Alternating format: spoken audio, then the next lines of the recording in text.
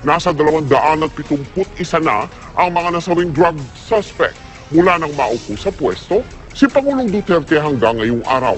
21 sa mga ito nasawi nitong Miyerkules. 175 naman ang kabuuang bilang ang nasawi sa mga operasyon ng pulisya. Ang iba pa nasawi sa kamay ng mga hindi nakilalang salarin.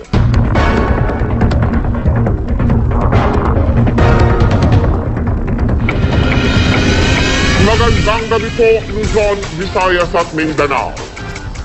Tuloy ang gera kontra droga, tuloy ang patayan. Pero ayon po kay PNP Chief Ronald Bato de la Rosa, marami pa raw ang susunod sa humahabang listahan. Kabilang sa mga napatay nitong nakalipas na magdamag ang isang Chinoy na di umano'y big time na drug lord. Yan ang tinutukan ni...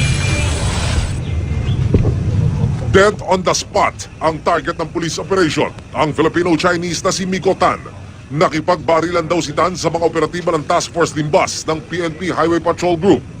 Ayon sa PNP Anti-Illegal Drugs Group, si Miko Tan umano ang nag-establish ng sinasabing imbaka na ito ng shabu sa Valenzuela City. Niray din kanina ng PNP at PIDEA. Nakatakas daw sa bodegang ito si Tan, pero pagdating sa labasan, dito na siya nasabat ng Task Force Limbas. Na-sense niya na may mga pulis dito sa vicinity and umikot siya, nagkaroon ng car chase at namutok siya doon sa ating mga mobile ng Highway Patrol. Nagtamo ng 2 tama ng bala sa dibdib si Tan. May tama naman ng bala ang mobile ng pulis. Hindi bababa sa 5 foreign nationals ang nahold at naimbitahan ng PNP para sa investigasyon. Nag-inspeksyon naman sa bodega at sa encounter site si PNP Chief Bato de la Rosa. At kontento siya sa pagkakapatay sa anyay drug lord na si Tan. Ito ay patunay na hindi lamang mga tulak ng shabu sa street level ang nanyo-neutralize sa PNP operation. Ito, malaki na ito. From mainland China talaga ito na tao. Ito na yung drug lord na hinahanap natin. Hindi lang puro yung mga mahirap na poser yung napapatay sa ating anti-drug operations. Marami pang susunod yan na mamamatay ng mga insect. Iniimbestigahan naman ng PNP at PIDEA kung sino pa ang nasa likod ng mga nasabat na kemikal sa paggawa ng shabu. Recycling plant daw ng plastic ang kabuuan ng bodega na pag-aari rin ng isa pang negosyanteng Chinoy. Ayon sa security guard, normal na raw na may pumapasok na Chinese sa kanilang compound at mayang delivery. Mga Chinese lang din po, mga kalahi lang din po nila. Tapos yun po, mga kasosyo ni boss. Okay. Meron bang mga kahinalang pinapasok ng kargamento o ano? Hindi naman po namin kasi puro sako lang naman po. Para naman sa Philippine National Police, hindi pa nakakaalarma ang araw-araw na paghaba ng listahan ng mga napapatay na sangkot sa droga. Bakit daw maaalarma kung nasa 4 hanggang 5% lang ang bilang ng mga napatay ng higit 10,000 buhay? Namayin pa natin yan sa pagtutok ni... Sa mahigit 60,000 bahay na kinatok ng PNP mula July 1 hanggang kahapon, mahigit 100,000 na raw ang sumuko. Mahigit 7,000 rito ay mga umano'y drug pusher. 3,000 drug suspects ang tuluyang inaresto. Umabot naman sa 239 ang mga napaslang sa buong bansa. 239. Hindi ba yan alarming? No. How will it be alarming?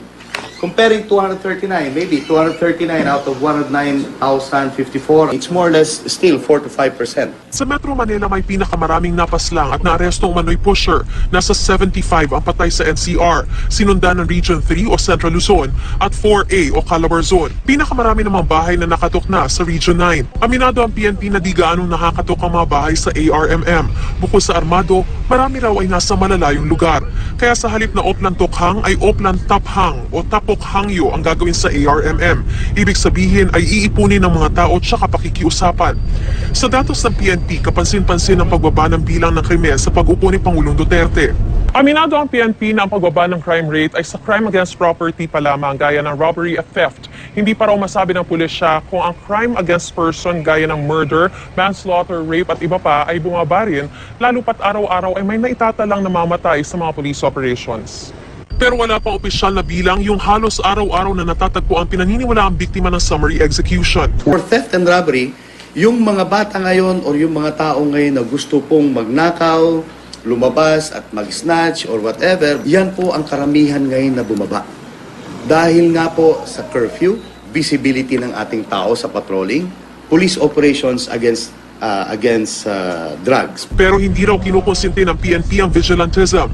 Babala rin sa hanay ng pulisya, maraming masisibak kapag napatunayang di mahusay na gumaganap sa tungkulin. In case ho na talagang mahina siya, we will have to file a case against him. Natanong po ngayon ng isang grupo ng mga abogado, nasusunod ba yung tinatawag na SOP o Standard Operating Procedure sa mga operasyon kontra droga? Ang ilang kasi sa mga napapatay, hindi lang iisa ang tinamong tama ng bala at kung minsan ay sa dibdib o ulo pa naaasinta. Nakatutok. Sa liblib na lugar na ito sa Barangay Chaong, Giginto, Bulacan, natapos ang buhay ng umunoy drug dealer na si Florentino Santos. Nagtamo siya ng 5 tama ng bala nang manlaban daw sa mga operatiba kagabi. Hindi naman po ma'am, ating pong operatiba ay magbe-burst of fire. Hindi naman ho magtuturoan niya ikalahong designated firer, lalo't ang operation naman po ay by bus. Sa Navotas, patay rin ang umunoy manlaban si Marcelo Garganta na nasa drug watch list umano. Bakit ganyan yung ginagawa nyo? Pati nanay ko, dinasakit na tututukan ng baril. Pati yung mga bata, pinagsisipa nila. Ang anak ni Garganta na criminology student, kinikwestiyon ang mga alagad ng batas. Hindi nila binigyan ng pagkakataong makapagpaliwanag yung magulang ko. Binaril po agad nila. Hindi lang isa yun, 5 pa. Hindi nila talaga bubuhayin yung tatay ko. Sa halip na makipag-cooperate sa ating mga kapulisan, nagalit at dito nga bumunot ng baril, nagpaputok, kaya pumutok na rin ang mga tropa natin. Ikinababahala ng National Union of People's Lawyers ang mga ganitong pangyayari. Yung resisting arrest, hindi naman pwedeng sabihin lang, ay ayoko sumama. O kaya ay nanlaban lang ng konti. Mga drogista, mga nagtutulak, maliliit pa nga, no? Pero ayon sa PNP, lehitimo ang mga operasyon na naayon daw sa kanilang standard operating procedure sa bypass operation. Kapag naisagawa ng kunwari pagbili ng asset, dapat agad magpakilala ang arresting officer. Ipapaliwanag kung bakit inaaresto ang suspect, sasabihan ng kanyang mga karapatan. Kukuhanan ng litrato ang mga ebidensya sa harap ng suspect, mamarkahan at reresibuhan. Sakaling nalaban ang suspect. Ang ating pong pulis ay dedepensahan ho ng kanilang sarili upang maprotektahan po yung mas nakakarami. Pero giit ng NUPL at CHR, hindi tinamaan sa ulo, sa puso, or any vital organs that will render them dead. Pwedeng pusasan, pwedeng kubkubin, marami pa mamaraan eh. Kapag ikaw ho ay gumamit ng lethal weapon against the police officer, tatapatan ho niya. If you shoot a person, that's napakaliit ho yung panahon na ho yan. It's a judgment done by the police officer to defend themselves. Marisol Abduraman, nakatuto. Sa ibang balita, mabigat ang banta ni Customs Commissioner Nicanor Faildon sa mga mangungurakot sa kanyang ahensya. Papatayin daw niya ang mga mahuhuli sa aktong tiwaling tauhan. At yan naman po ang tinutukan ni June Veneracion, exclusive.